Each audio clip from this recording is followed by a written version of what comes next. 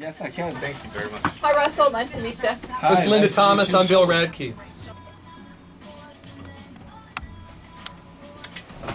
7:18 on Seattle's Morning News. Oh, believe me, Rihanna, we know your name. We all know your name. She's one of the big names on Def Jam Records. Kanye West, Mariah Carey, Jennifer Lopez, Neo, somebody named Justin Bieber, a few others. The co-founder of Def Jam, Russell Simmons, is one of the visionaries of hip-hop. He helped turn rap into the gazillion-dollar hip-hop industry, and he joins us in our studio now. Russell Simmons, welcome to Seattle. Thank you. So as I said, you've made so much money, you're worth hundreds of millions. Your new book, though, is about how little all that matters. What does matter? My last book was also in the same subject matter, although it was called Do You, and it was more of a little bit more of a philosophy book. This book is about consciousness, as so was the last one, that one was a big bestseller, so it inspired me to write another one, which was more of a how-to book. A how-to what?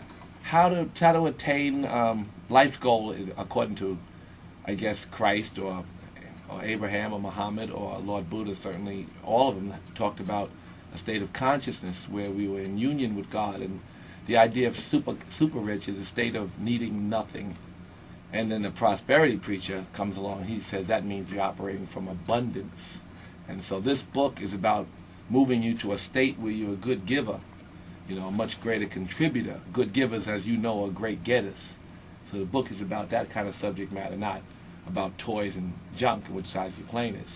Well, you have all the toys and junk that you want. How do you prove to yourself that you can live without money when you live with tons of money? Well, I can look. I have faith in certain ideas. In other words, I don't care how big your mansion, you can sit your ass in but one seat at a time, right? So I can practice sitting in that seat. I do it twice a day. I recommend it to everybody anyway. Meditating. Yeah, I recommend that. So the book is a simple how-to book, how to make yourself happy and how you can attract things because people want things. Jesus taught 2 sermons. You must know this, right? Yes. One rap. For the inner circle and the... For the outer circle, his rap was like, go out there and be a good giver and contribute and be a servant. A good servant will become the president, the same servant, and don't worry, you can pay the Romans their taxes on time. Russell, you're totally a self-made man, but you are in what is a huge industry. You've made it that way, too. How did you get your start? How did you do this? I found a way to make my work my prayer, which is what I'm recommending everybody do. I found the melody in those records was easy to draw you in, as opposed to you have to practice to get drawn in, practice to understand how to draw yourself in on a subject.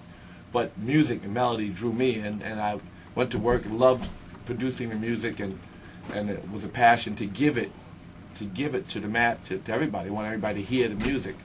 So that's how I started with music. As you know, I'm in financial services, everything you can think of. I'm in fashion, clothing, yeah, lots of stuff I do. And I have 7 charities to run, so 6 that I run, and other ones I'm involved in. So I have lots of work, but I try to find ways to make my work my prayer, and this book is about that.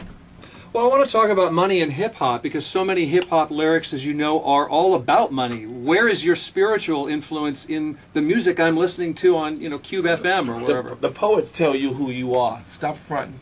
All that stuff that they say they want, you want. Trump's plane ain't no different from Puffy's boat. Trump's your hero. Stop it. Kim Kardashian's your hero. But why don't I hear more spirituality in compassionate and conscious? Well, Jesus walks. Chuck D told you, to get up and stand up. It'll be hip-hop that gets along with those union workers and starts a revolution. Hip-hop made them change the drug laws. Hip-hop made them put hundreds and more millions of dollars into the education system in New York, and they haven't even gotten started yet. They're the voice of the compassionate. They're the poets. Stop playing. The voices of the hip-hop community are the ones who have led us and remind us of all of the poverty that we ignore and the unconscious. There are more hip-hop vegetarians than there are politicians that are concerned about the environment and the suffering of the animals. There are more hip-hop people involved in real political action in terms of their voice about, wake up. More hip-hop people mention those 15,000 Africans who died of lack of clean water yesterday. They're not lost. It's not all about the club. No, it's not. I mean, hip-hop is deeper than you think, and you obviously are at the top of this industry. What's next for you when you look ahead and think about things you want to do? Well, I like the response from these last two books. They're bestsellers. This one is growing very quickly. It's been a bestseller the last 4 weeks, and it's about consciousness and lifting people in terms of awareness. The idea of a heightened state of awareness, of Christ consciousness, or nirvana, or samadhi, whatever they call it. This idea of needing nothing is the core of all spiritual teachings, and so I like the idea of giving it and finding young people. I wrote it for people in jails and on the corners, right?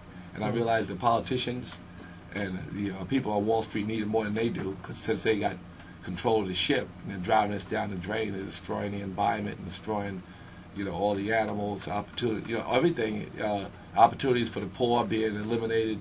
Opportunities for the middle class are being shut down right now. Well, let's talk about that. You talk about not needing money. What do you say to somebody listening who's out of a job, being foreclosed on, sort of living in fear? I would say that most people in this world live on much less, and many of those people are happy, and most people who are rich, a lot of them are suffering. So I would say be a happy giver. Go out there, and if you don't have a job, help somebody make money, and maybe they'll pay you some. If not, their friend will watch you give a good effort and give you a job. You got to go out there and just give. Give until they can't live without you. We just got a little bit more time with you, Russell. What do you? What's the final word to our listeners? Go to my book signing and hang out with me. Yeah, you're good at Seattle Public Library. Is that it? Yeah, come to the library, hang out with me. We'll talk some more about all this. Maybe we talk about poor people's revolution. Who knows what's going to happen? I think right now they're pushing on the middle class so hard, and the middle class. You think a middle class person in Detroit who's a policeman, who's sending his kids to a school with 60 kids in the class, his kid's going to end up middle class, or is his kid going to not even graduate? Is he slipping into poverty? Am I getting richer? I am. I'm giving it away, but I'm getting more money. I get more money as quick as they can print it. And it's easy, and they give it to me just for being rich already. They give it to me, they make me entitled, and I want to empower other people. And it's a sick space America's moving into. And I think the poor have to stand up. And I think they have to unite the working poor and those people who we define as poor. Politicians talk about middle class. The middle class is shrinking. I just want to highlight that you talk about a poverty mindset, that because of my race or my age or my looks or whatever it is, I think I've got a deficit, I don't have enough. That's probably it. Maybe it's your race. Well, you talk about this in your book, that people have a poverty a mindset of having not enough, never enough. The idea that's written in all the scripture over and over again. This suffering comes from neediness. And that's why the book Super Rich is about a state of needing nothing, a kind of consciousness, needing nothing, and operating, from abundance. No one needs anything in this studio right this second. And in an hour, if you check your watch, in an hour, you still ain't gonna need nothing.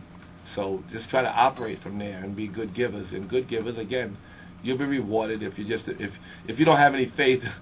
I can remind you that if you give good, if you're a good giver, you can get something back. If you have faith, you'll be closer to God and happier.